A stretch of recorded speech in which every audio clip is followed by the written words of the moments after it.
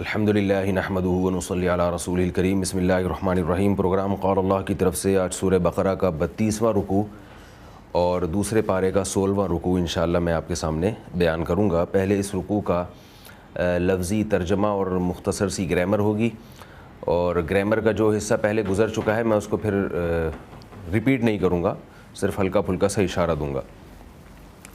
الم تر الی الذین خرجوا من دیارہم، علم یہ پہلے کئی بار گزر چکا ہے۔ آ کا معنی کیا، حمزہ استفہام کے لیے آتا ہے کیا، لم کا معنی نہیں، ترا کا معنی دیکھا، رؤیت سے ہے، رؤیت ہلال جسے ہم کہتے ہیں ترا۔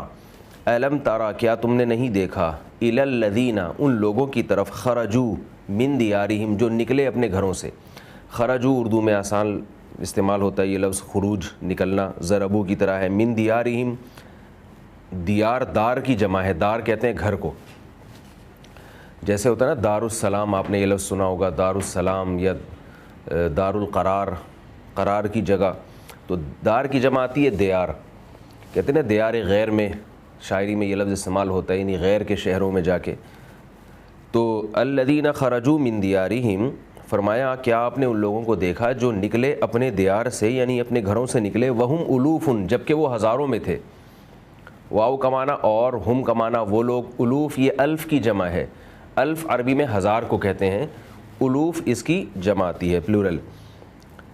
جبکہ وہ ہزاروں تھے، حذر الموت موت سے ڈرتے ہوئے، حذر ڈرنا پہلے گزر چکا ہے یہ لفظ کافی۔ فقال تو پس کہا، لہم ان سے، اللہ اللہ نے، موتو مر جاؤ تم، موتو یہ موت سے نکلا ہے، قولو کی طرح، قولو آمنا کہتے ہیں نا، پہلے یہ گزر گیا ہے، قولو کہہ دیجئے، آمنا کہ ہم ایمان لائے، تو موتو کا معنی مر جاؤ، ثم اس کے بعد، احیاہم احیا اصل میں احیا تھا اکرما کی طرح، زندہ کرنا، حیات سے نکلا ہے یہ لفظ، ثم احیاہم پھر اللہ نے ان کو زندہ کر دیا۔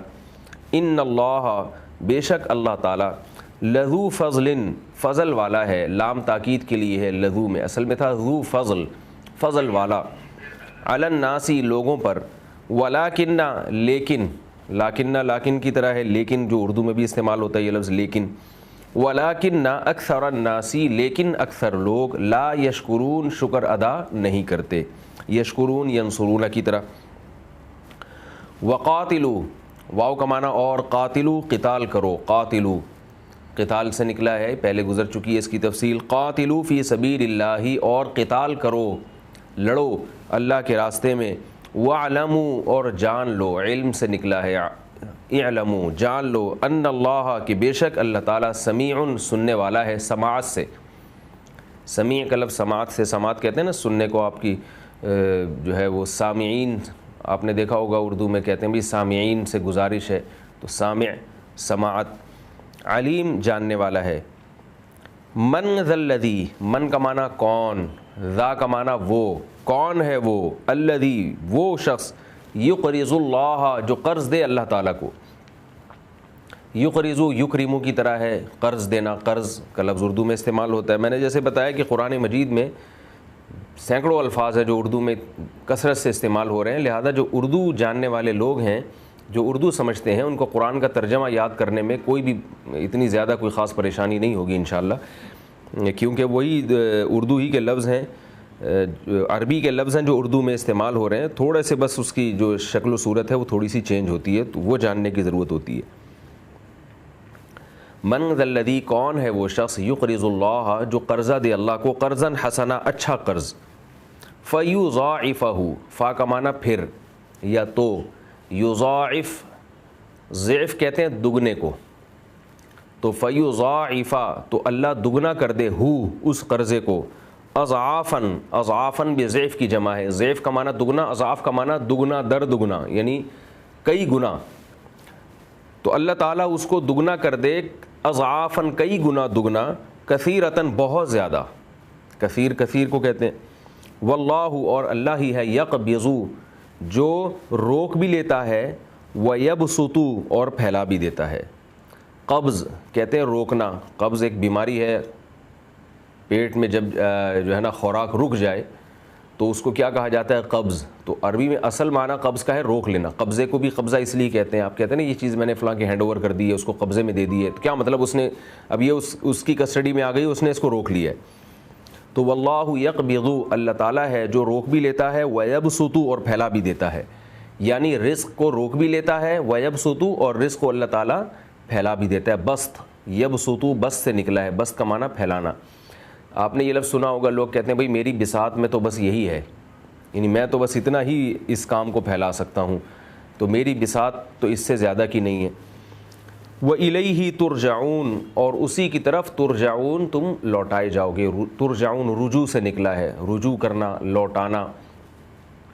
آپ نے دیکھا ہوگا یہ رجوع کا لفظ استعمال ہوتا ہے, اِنَّا لِلَّهِ وَإِنَّا إِلَيْهِ راجعون, ہم کہتے ہیں کہ ہم اسی کی طرف راجعون, لوٹ کر جائیں گے. الم تارا, کیا تم نے دیکھا, کیا تم نے نہیں دیکھا, الی الملئی, ایک جماعت کی طرف. ملا کہتے ہیں جماعت, اور ذرا یعنی عظیم الشان جماعت جو ویلیو رکھتی ہو, یعنی اس میں ذرا قوم کے اونچے لوگ ہوں, ایسی جماعت کو الملا کہا جاتا ہے. الم تارا, کیا تم نے نہیں دیکھا, الی الملئی, ایک جماعت کی طرف, من بنی اسرائیل, جو بنی اسرائیل میں سے تھی, من بعد موسیٰ, موسیٰ کے بعد, یعنی موسیٰ علیہ السلام سے دنیا سے جانے کے بعد بنی اسرائیل میں ایک جماعت تھی جس کا آگے اللہ واقعہ بیان کرنے. تو کیا تم نے اس کو دیکھا, اس قوم کو؟ یہ جو قرآن میں آتا ہے نا الم تارا, کیا تم نے نہیں دیکھا یا تم نے دیکھا, تو یہاں یہ کنایا ہوتا ہے علم سے. یعنی اس کا مطلب یہ نہیں ہوتا کہ کوئی باقاعدہ چشمہ لگا کے وہاں دیکھ رہا ہو یہ ساری چیزیں. مطلب یہ ہوتا ہے کہ کیا تمہیں یہ معلوم نہیں ہے, اگر معلوم نہیں ہے تو آؤ ہم تمہیں بتاتے ہیں. تو یعنی یہ توجہ دلانے کے لیے اس طرح کے الفاظ استعمال ہوتے ہیں. جیسے قرآن میں آتا ہے کہ الم تروا کیف خلق اللہ سبع سماوات طباقا, کیا تم دیکھتے نہیں اللہ نے کیسے 7 مضبوط آسمان بنائے. حالانکہ حقیقت یہ کہ ہم تو نہیں دیکھتے, ہمیں تو نظر نہیں آ رہا, بلکہ اب تک سائنسدانوں کو وہ پہلا آسمان نظر نہیں آئے تو 7 کہاں سے نظر آئیں گے, ابھی تک وہاں سائنس نہیں پہنچ چکی ہے. لیکن اللہ نے اس کے لیے خطاب کیا کہ کیا تم نے دیکھا نہیں ہے, یعنی کیا تمہیں معلوم نہیں ہے. جیسے کہ اللہ نے قرآن میں بیان کیا اور تورات اور انجیل میں بیان کیا کہ اللہ نے 7 مضبوط آسمان بنائے, تو کیا تمہیں معلوم نہیں ہے؟ تو جب یہ معلوم ہے تمہیں کہ آسمانی کتابوں میں 7 آسمانوں کا ذکر ہے, تو یہ اس کی علامت ہے کہ جو 7 آسمان بنانے والا ہے وہ بڑا طاقتور ہے. تو یہاں بھی الم تروا کا جو لفظ استعمال ہوا ہے وہ بھی علم سے کنایا ہے, تو حقیقی دیکھنا یہاں مراد نہیں ہوتا. تو اللہ فرما رہے ہیں کہ کیا تم نے دیکھا نہیں بنی اسرائیل کے ایک جماعت کی طرف جو موسیٰ علیہ السلام کے بعد تھی, اذ قالوا, جب وہ کہنے لگے, اذ کا معنی جب, قالوا آسان ہے, لنبی, نبی سے, لہم, وہ نبی جو ان کے لیے تھے, یعنی اپنے نبی سے کہنے لگے, ابعث لنا ملکن, بھیج دیجئے ہمارے لیے ایک بادشاہ. ابعث بعث سے نکلا ہے, بھیجنا یا مقرر کرنا. کہتے ہیں نا بعثت, آپ صلی اللہ علیہ وسلم کی بعثت سے پہلے, تو بعثت کا مطلب بھیجنے سے پہلے یا آپ کو نبی بنانے سے پہلے. تو بعث کا معنی بھیجنا, مقرر کرنا. فرمایا اذ قالوا لنبی لہم, جب وہ بنی اسرائیل اپنے نبی سے کہنے لگے, ابعث لنا, آپ مقرر کر دیجئے ہمارے لیے, ملکن, ایک بادشاہ. ملک عربی میں فرشتے کو کہتے ہیں اور ملک بادشاہ کو کہتے ہیں. آسان ہے, ملک فہد بن عبدالعزیز, ملک عبدالعزیز, عبداللہ, یہ جو سعودی عرب کے بادشاہوں کے سامنے سے پہلے ملک کا لفظ لگا ہوتا ہے, اس سے یہ لفظ آپ کو اچھی طرح سے یاد رہے گا. نقاتل فی سبیل اللہ, تاکہ ہم قتال کریں, فی سبیل اللہ, اللہ کے راستے میں. قالا, تو نبی نے کہا, ہل عصیتم, کیا امید ہے تم سے. ہل کا معنی کیا, اور عصیتم یہ ضربتم کی طرح ہے, اس کا معنی ہوتا ہے امید ہونا.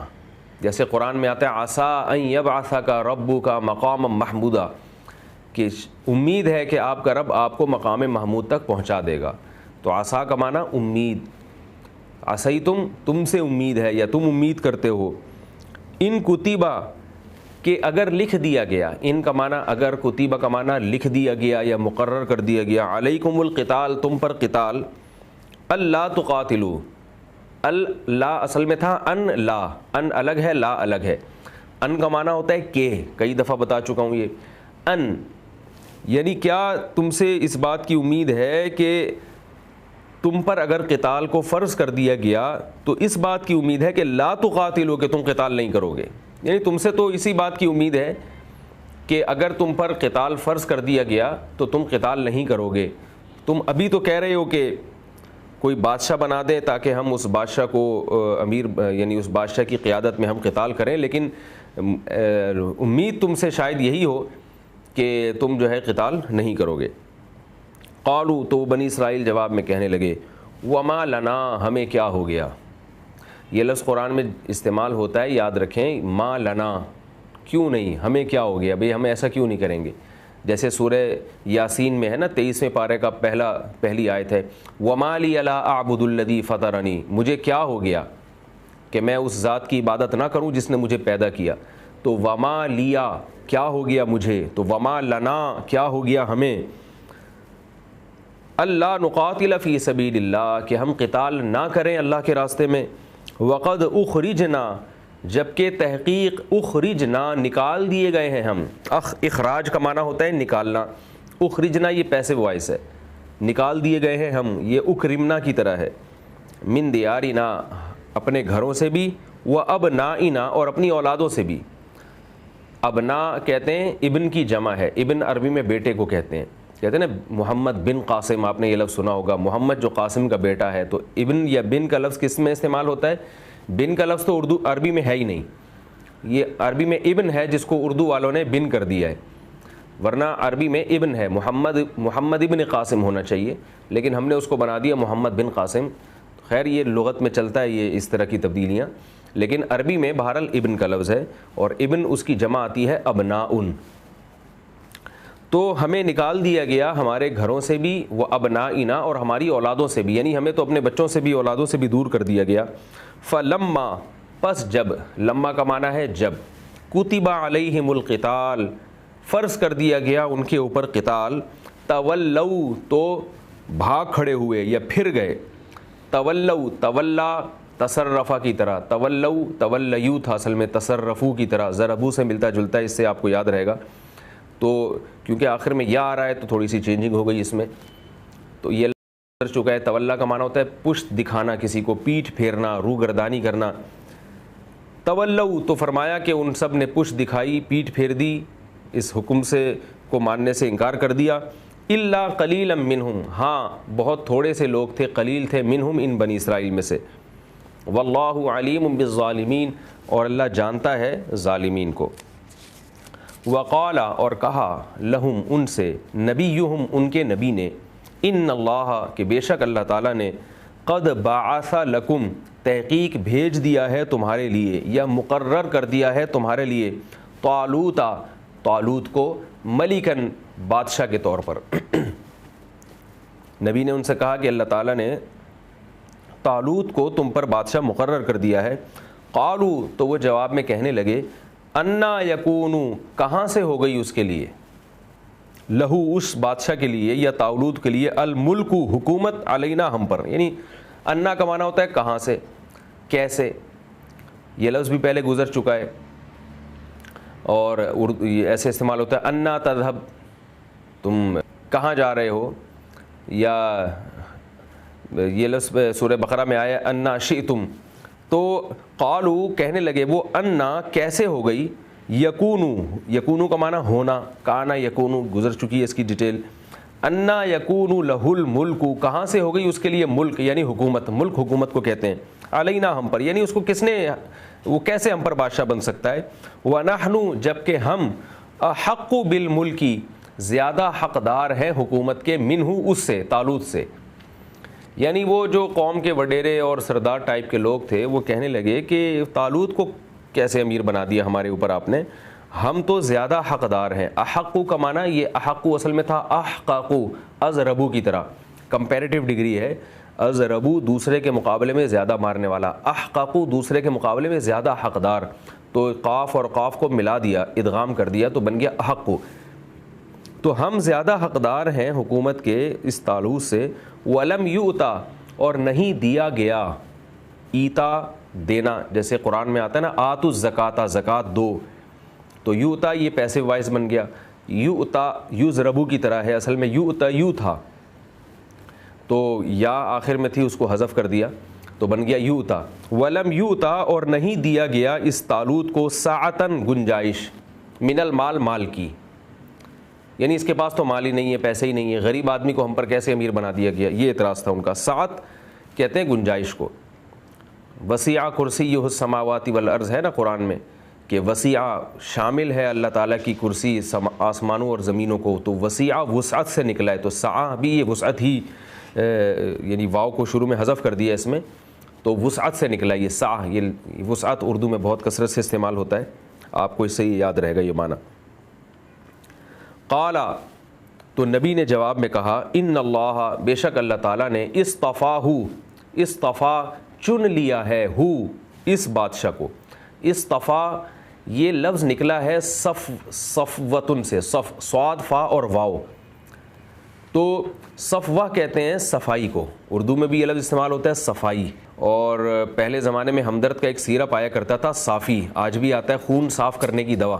یہ میں اس لیے آپ کو مثالیں دیتا ہوں، مقصد کسی جو ہے وہ کمپنی کی پروڈکٹ کی تشہیر نہیں ہوتی، مقصد یہ ہوتا ہے کہ کسی بھی طرح سے یہ لفظ جو قرآن میں استعمال ہو رہا ہے، یہ کہیں بھی اگر کسی بھی طرح سے ہمارے عرف میں کہیں اس سے ملتا جلتا لفظ استعمال ہو رہا ہے تو میں اس کی مثال اس لیے دیتا ہوں تاکہ آپ کے ذہن میں اس لفظ کے میننگ جو ہے بیٹھ جائیں، اور آپ اس کو اجنبی لفظ نہ سمجھیں، آپ یہی سمجھیں کہ بھئی یہ تو ہمارے روزمرہ کے زبان میں یہ الفاظ استعمال ہو رہے ہیں۔ تو صاد فا اور واو یہ صفائی کا لفظ اردو میں استعمال ہوتا ہے، اور صافی سیرپ ہے جو خون صاف کرنے کی دوا ہے وہ استعمال ہوتی ہے، اور تو اسی سے نکلا ہے صفوہ۔ تو اصطفیٰ یہ یہیں سے نکلا ہے، توئیں کا اس میں اضافہ ہے، یہ باب افتعال میں جانے کی وجہ سے اس گہرائی میں آپ لوگ نہ جائیں، اور یعنی اس کا معنی ہوتا ہے کسی کو خالص کر لینا۔ صفائی میں بھی یہ ہوتا ہے نا کہ آپ سارا میل کچیل دور کر لیتے ہیں اور چیز نکھر کے سامنے آ جاتی ہے، تو اصطفیٰ کا معنی ہوتا ہے کسی کو اپنے لیے خالص کر لینا یا منتخب کر لینا۔ مصطفیٰ، آپ صلی اللہ علیہ وسلم کا ایک نام مصطفیٰ بھی ہے، تو آپ صلی اللہ علیہ وسلم کو مصطفیٰ کیوں کہتے ہیں؟ اس لیے کہ آپ کو اللہ نے اپنے لیے خالص کر لیا ہے، یعنی اپنے لیے سلیکٹ کر لیا ہے نبوت کے لیے، لوگوں میں اپنا پیغام پہنچانے کے لیے۔ تو سلیکٹڈ، کوئی بھی سلیکٹڈ ہوگا تو اس کو بھی مصطفیٰ کہا جائے گا، اور اصطفیٰ کا معنی اللہ کی طرف سے سلیکشن۔ قال ان اللہ، بے شک اللہ تعالیٰ نے، اصطفاہ سلیکٹ کر لیا ہے اس طالوت کو، علیکم تم پر، یعنی اللہ تعالیٰ کی چوائس ہے یہ، اللہ تعالیٰ کی طرف سے سلیکشن ہے یہ، اس میں تمہارا یہ اعتراض کہ وہ غریب کیوں ہیں اور یہ سب باتیں فضول ہیں۔ وزادہ، اور اللہ نے زیادہ کیا ہے اس کو، بڑھا دیا ہے، زیادہ زیادہ سے نکلا ہے، اردو میں یہ لفظ استعمال ہوتا ہے کہ بھئی بہت زیادہ ہے، یہ آپ نے دیکھا ہوگا یہ چیز تو زائد ہے، تو زادہ یزید زیادتاً، اور اللہ نے بڑھا دیا ہے اس کو بسطتاً، فراخی میں، بسط وہی لفظ ہے یبسطو، بسط کا معنی پھیلا دینا، فی العلم، علم میں بھی، والجسمی، اور جسامت میں بھی، یعنی اس کا علم بھی زیادہ اور اس کی صحت بھی اچھی ہے تم سے، ان دو چیزوں کی وجہ سے اللہ نے اس کی سلیکشن کی ہے۔ واللہ، اور اللہ تعالیٰ، یؤتی، عطا کرتا ہے، یؤتی ایتاءً سے ہے آتوا الزکاۃ، یؤتی ملکہ، اللہ عطا کرتا ہے اپنی حکومت کو، من یشاء، جس کو چاہتا ہے، واللہ، اور اللہ تعالیٰ، واسع، گنجائش والا ہے، علیم، جاننے والا ہے۔ وقال، اور کہا، لہم، ان سے، نبیہم، ان کے نبی نے، ان آیت ملکہ، کہ اس طالوت کی جو حکومت ہے، ملک ہی، اس کی بادشاہت کی آیا نشانی یہ ہے، ان یأتیکم التابوت، کہ آئے گا تمہارے پاس تابوت، فیہ سکینۃ، جس میں تسلی ہوگی، سکینہ کہتے ہیں تسلی کو، لوگ کہتے ہیں نا بھائی اس پر تو سکینت نازل ہو رہی ہے، یعنی اس کو تسلی ہو رہی ہے، اس کے غم چھٹ رہے ہیں، اس کو سکون اور اطمینان محسوس ہو رہا ہے، تو ایک تابوت آئے گا جس میں سکینت ہوگی، من ربکم، تمہارے رب کی طرف سے، وبقیۃ، اور کچھ بقیہ چیزیں ہوں گی، بقیہ باقی کو کہتے ہیں، اردو میں لفظ بہت کثرت سے استعمال ہوتا ہے باقی، تو بقیہ کہتے ہیں نا، بقیہ اگلے صفحے پر آپ نے اخبار میں دیکھا ہوگا کہ خبر لگی ہوتی ہے، نیچے لکھا ہوتا ہے بقیہ صفحہ نمبر 22، تو یہ وہی بقیہ ہے، وبقیۃ، اور کچھ باقی چیزیں ہوں گی، مما اصل میں تھا من ما، یعنی من الگ تھا، ما الگ تھا، تو ملا کے مما کر دیا اس کو، مما، تو باقی چیزیں ہوں گی ان چیزوں میں سے، ترک آل موسیٰ، جو موسیٰ علیہ السلام کی آل نے چھوڑی ہوں گی، وآل ہارون، اور ہارون علیہ السلام کی آل نے اس کو چھوڑا ہوگا، تحملہ الملائکہ، جس کو اٹھایا ہوا ہوگا فرشتوں نے، حملہ یحمل، اٹھانا، یہ لفظ بھی کئی دفعہ پہلے گزر چکا ہے، حمل اٹھانے کو کہتے ہیں، تحملہ الملائکہ، جس کو فرشتوں نے اٹھایا ہوا ہوگا، ان فی ذالک، بے شک اس میں، لآیۃ، نشانی ہے، لکم، تمہارے لیے، ان کنتم مؤمنین، اگر تم مومن ہو، یہ تو اس رکوع کا میں نے لفظی ترجمہ کیا اور تھوڑی سی گرامر آپ کے سامنے بیان کی ہے. اب میں انشاءاللہ اس کی تفسیر آپ کے سامنے بیان کرتا ہوں. پچھلے جو رکوع اب تک گزرے ہیں سورہ بقرہ میں، اس میں بہت تفصیل سے کئی رکوع میں اس بات کا بیان ہوا کہ آئلی قوانین سے متعلق، خاندانی مسائل سے متعلق، کچھ وراثت کے احکام. آپ جو پچھلے ایپیسوڈز جو لوگ کنٹینیو سن رہے ہیں انہوں نے ان کو اچھی طرح پتہ ہوگا، علم ہوگا ان کو کہ فقہی احکام بہت زیادہ بیان ہوئے اس میں. تو اب قرآن مجید کی جو یہ والی آیات ہیں ان میں جہاد کا تذکرہ ہے اور بنی اسرائیل کی ایک قوم کا تذکرہ ہے. اس لیے کہ یہ جو قوانین ہیں، جو قرآن جس قوانین کو لاگو کرنا چاہتا ہے، یہ اس وقت تک ممکن نہیں ہے جب تک اسلام دشمن جو اس اسلامی قوانین کی راہ میں رکاوٹ بنتے ہیں، ان اسلام دشمنوں کی طاقت کو کمزور نہ کیا جائے. اور جو بھی لوگ اس راہ میں رکاوٹ بنتے ہیں، وہ جو اسلام کے خلاف اور اللہ کے قوانین کے خلاف قوت کا استعمال کر رہے ہیں، تو اس قوت کے خلاف ظاہر ہے قوت ہی استعمال ہوگی تو ان کی طاقت ٹوٹے گی اور اللہ کا دین دنیا میں غالب آئے گا. تو جہاد کی اپنی مخصوص شرائط ہیں، وہ شرائط میں بھی بیان نہیں کروں گا، وہ میں پہلے کئی ایپیسوڈز میں بیان کر چکا ہوں کہ جہاد کب فرض عین ہوتا ہے، کب فرض کفایہ ہوتا ہے. تو یہ مطلب نہیں کہ کوئی بھی اٹھے اور ایک دہشت گردی شروع کر دے اور اس کو پر جہاد کا لیبل لگا لے. اس کی شرائط کیا ہیں وہ فقہ کی کتابوں میں لکھی ہوئی ہیں، اور ان ایپیسوڈز میں جو پہلے گزر چکے ہیں میں بہت ڈیٹیل سے اس کی شرائط بیان کر چکا ہوں. ابھی میں ان کی شرائط کی طرف نہیں جاؤں گا، ابھی میں صرف قرآن کی ان آیات کو فوکس کروں گا کہ جن میں مسلمانوں کو جہاد کی ترغیب ہے. اور کب ہے ترغیب، وہ احکام الگ ہیں جو میں نے آپ سے بتایا کہ فقہ کی کتابوں میں وہ احکام لکھے ہوئے ہیں اور پہلے میں بیان کر چکا ہوں. لیکن جب جہاد کا موقع ہوتا ہے تو اس وقت پھر کرنا چاہیے جہاد، اور اس وقت جہاد کی بڑی فضیلت ہے جو کہ ان آیات میں اللہ نے بیان کی ہے. اب چونکہ ان آیات میں جہاد کا تذکرہ ہے تو جہاد میں جو چیز سب سے بڑی رکاوٹ بنتی ہے وہ ہے زندگی سے محبت.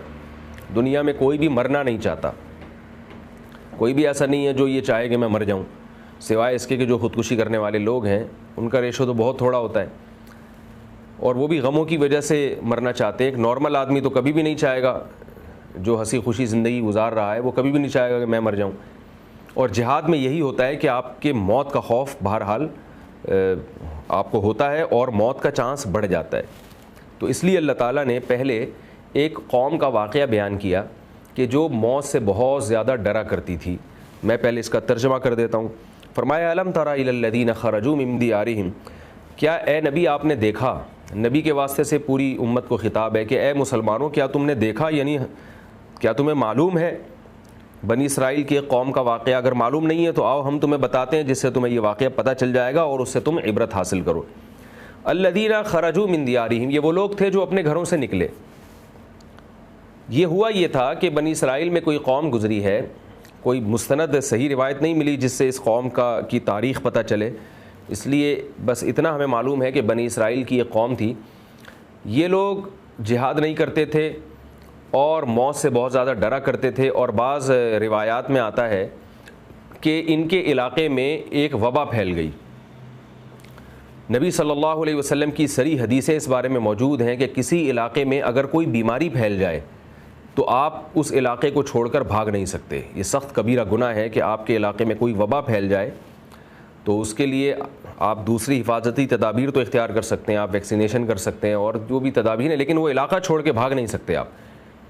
تو نہ تو وہ علاقہ چھوڑ کے بھاگ سکتے ہیں، اور پہلے سے اگر آپ کو معلوم ہو کہ اس علاقے میں وبا پھیلی ہوئی ہے تو اس علاقے میں جانا بھی درست نہیں ہے. حضرت عمر رضی اللہ تعالی عنہ نے جب شام کا سفر کیا تو جب شام کی سرحد پہ پہنچے، قریب پہنچے، تو آپ کو یہ معلوم ہوا، پتہ چلا کہ شام میں طاعون کی بیماری پھیلی ہوئی ہے اور بہت کثرت سے موتیں واقع ہو رہی ہیں. حضرت عمر رضی اللہ تعالی عنہ ٹھہر گئے شام کی سرحد پر اور صحابہ کرام سے مشورہ کرنے لگے کہ ہمیں کیا کرنا چاہیے، ہم یہاں جائیں یا نہیں جائیں. تو صحابہ کی رائے میں اختلاف ہوا. بعض نے کہا جانا چاہیے، اللہ کی جو تقدیر میں لکھا ہوا ہے وہ تو ہو کے رہے گا. ایک صحابی نے حدیث سنائی، عبد الرحمن ابن عوف رضی اللہ تعالی عنہ نے، انہوں نے کہا کہ رسول اللہ صلی اللہ علیہ وسلم کا ارشاد میں نے خود اپنی کانوں سے سنا ہے، جس میں آتا ہے کہ آپ صلی اللہ علیہ وسلم نے ارشاد فرمایا کہ کسی علاقے میں اگر وبا پھیل جائے تو اس علاقے میں مت جاؤ اور اس علاقے سے بھاگو بھی نہیں، فرار بھی اختیار نہ کرو. تو آپ صلی اللہ علیہ وسلم کی یہ حدیث سن کر حضرت عمر نے ارادہ کیا واپس جانے کا، واپس مدینہ تشریف لے جانے کا. جب صحابہ کو پتہ چلا، بعض صحابہ کو، کہ آپ صلی اللہ علیہ وسلم واپس جا رہے ہیں، شام کے گورنر کو جب خاص طور پہ معلوم ہوا تو ظاہر ہے ان کو امیر المومنین سے ایک عقیدت تھی، محبت تھی کہ آپ شام تشریف لا رہے ہیں۔ جب ان کو پتہ چلا کہ وہ امیر المومنین واپس جا رہے ہیں تو انہوں نے فرمایا کہ اے امیر المومنین، آپ تو تقدیر سے بھاگ رہے ہیں، یعنی اللہ نے جو مقدر میں لکھا ہوا ہے وہ تو ہو کے رہے گا، تو آپ تقدیر سے کیوں بھاگ رہے ہیں، فرار کیوں اختیار کر رہے ہیں؟ تو حضرت عمر نے بڑا پیارا جواب دیا، فرمایا فررنا من قدر اللہ الی قدر اللہ، ہم اللہ کی تقدیر سے بھاگ کر اللہ کی تقدیر ہی کی طرف جا رہے ہیں، یعنی جو مقدر میں لکھا ہوا ہے وہ تو ہو کے رہے گا۔ تو ایسا نہیں ہے کہ ہم تقدیر سے بھاگ کر اپنی مرضی کی زندگی گزارنا شروع کر دیں، جو مقدر میں لکھا ہے ہم اسی کی طرف جا رہے ہیں۔ تقدیر میں اگر یہاں جانا لکھا ہوتا تو ہم جاتے، نہیں جانا لکھا اس لیے ہم واپس جا رہے ہیں۔ اور اس میں اشارہ دے دیا کہ ہم اسباب کے مکلف ہیں، ہمیں اس کی اجازت نہیں ہے کہ ہم اپنے آپ کو زبردستی موت کے منہ میں داخل کریں۔ اللہ نے اگر موت دینی ہوگی تو وہ مدینہ میں ہی دے دے گا، اور اگر اللہ نے بچانا ہوگا تو وہ شام کی سرزمین میں ہی بچا لے گا۔ لیکن ہمارے نبی نے ہمیں احتیاطی تدبیر کا حکم دیا ہے کہ بھئی جس علاقے میں بیماری پھیلی ہو تو وہاں مت جاؤ، اس لیے ہم اس حدیث کی وجہ سے احتیاط کر رہے ہیں اور اس علاقے میں نہیں جا رہے۔ یہ حضرت عمر کی بات کا مفہوم تھا۔ تو یاد رکھیے، جیسے اس علاقے میں جانا منع ہے، اس علاقے کو چھوڑ کے بھاگنا بھی منع ہے۔ اس بارے میں بھی صحیح ہے، بخاری کی حدیث موجود ہے تعاون کے بارے میں، اور دیگر حدیث کی کتابوں میں بھی حدیث موجود ہے کہ آپ صلی اللہ علیہ وسلم نے جہاں وبا پھیلی ہو اس علاقے کے لوگوں کو وہاں سے بھاگنے سے منع کیا ہے۔ اب اس میں منع کیوں کیا ہے، اس کی بہت ساری وجوہات علماء نے بیان کی ہیں۔ ایک بڑی وجہ تو یہ ہے کہ شریعت میں اسباب میں اعتدال کا حکم ہے، احتیاطی تدبیر اس حد تک اختیار نہ کی جائے کہ آپ بالکل وہمی بن جائیں۔ تو اعتدال کا تقاضا یہ ہے کہ نہ تو اپنے آپ کو موت کے منہ میں خود داخل کرو، وبا پھیلی ہوئی ہے، آپ خام خواہ اس علاقے میں جا رہے ہیں، یہ بھی غلط ہے، آپ نہ جائیں، آپ اپنے علاقے میں بیٹھے رہیں، اور اس علاقے کو چھوڑ کے بھاگ جائیں اپنے دوسرے مسلمانوں کو، تو یہ بھی غلو ہے۔ اس لیے کہ اگر شریعت میں وبا والے علاقے سے بھاگنے کی اجازت ہوتی تو جن کے پاس اسباب اور وسائل ہوتے وہ تو بھاگ جاتے، اور غریب طبقہ بیچارہ اس بیماری میں وہ مبتلا ہو جاتا، ان کی تیمارداری کرنے والا کوئی نہیں ہوتا، ان کو علاج مہیا کرنے والا کوئی نہیں ہوتا، ان کے غم میں کوئی شرکت کرنے والا کوئی نہ ہوتا، تو سارے لوگ بھاگ جاتے۔ نتیجہ کیا نکلتا؟ قوم کے جو بیچارے غریب اور مساکین لوگ ہیں وہ بے یار و مددگار پڑے رہتے، باپ بیٹے کو چھوڑ کے بھاگ جاتا، بیوی شوہر کو چھوڑ کے بھاگ جاتی، اور شوہر بیوی کو چھوڑ کے بھاگ جاتا۔ تو یہ شریعت میں یہ اسباب میں اتنا غلو کرنا کہ پوری قوم کا اس طرح سے نقصان ہونا شروع ہو جائے، یہ اسلام میں پسندیدہ کام نہیں ہے، اور یہ آپس کی محبت اور ایثار کے بالکل خلاف ہے۔ تو ایک نقصان تو یہ تھا، اس لیے شریعت نے منع کیا۔ دوسرا نقصان اس میں یہ بھی ہو سکتا تھا کہ جب کسی علاقے میں وبا پھیلتی ہے تو اس کے جراثیم پھیل جاتے ہیں، تو عین ممکن ہے کہ جو صحت مند آدمی بھاگ رہا ہے علاقہ چھوڑ کر، اس کے بلڈ میں یا اس کے جسم میں وہ جراثیم موجود ہوں۔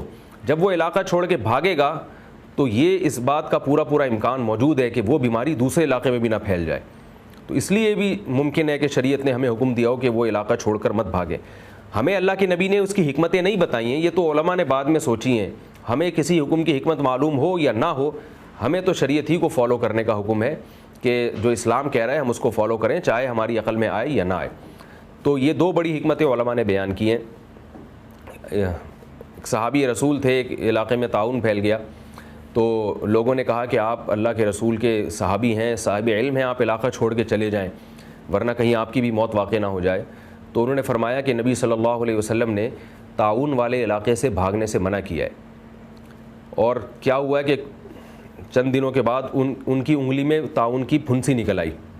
طاعون ایک بیماری ہے جس میں ایک پھوڑا نکلتا ہے جسم میں، اور پھر 24 گھنٹے کے اندر انسان کی موت واقع ہو جاتی ہے۔ تو جب ان کے پھنسی نکلی ہے، پھوڑا نکلنا شروع ہوا، تو لوگوں نے ان سے کہا کہ دیکھیں آپ کو بھی بیماری لگ گئی اور ہم تو کہہ رہے تھے کہ آپ چلے جائیں۔ تو انہوں نے فرمایا کہ اللہ کی قسم مجھے یہ پھوڑا سرخ اونٹوں سے زیادہ محبوب ہے۔ سرخ اونٹ عربی میں بہت قیمتی مال سمجھا جاتا تھا، اور فرمانے لگے کہ مجھے اس لیے محبوب ہے کہ الآن القا محمدن و اصحابہ صلی اللہ علیہ وسلم کے القریب میری محمد صلی اللہ علیہ وسلم سے ملاقات ہونے والی ہے۔ آپ صلی اللہ علیہ وسلم نے بشارت دی ہے شہادت کی ان لوگوں کو جو وبا والے علاقے میں صبر کرتے ہیں اور موت کا شکار ہو جاتے ہیں۔ آپ کے علاقے میں اگر بیماری پھیلی ہے، آپ وہیں رہیں اور صبر کریں، اس علاقے کو چھوڑ کر مت بھاگیں، اور اسی میں آپ کی موت واقع ہو جائے تو آپ صلی اللہ علیہ وسلم نے ایسی موت کو شہادت قرار دیا ہے، یہ بڑی موت ہے۔ لہذا ایسے موقع پہ اللہ کی تقدیر پہ راضی رہنا چاہیے اور صبر کرنا چاہیے۔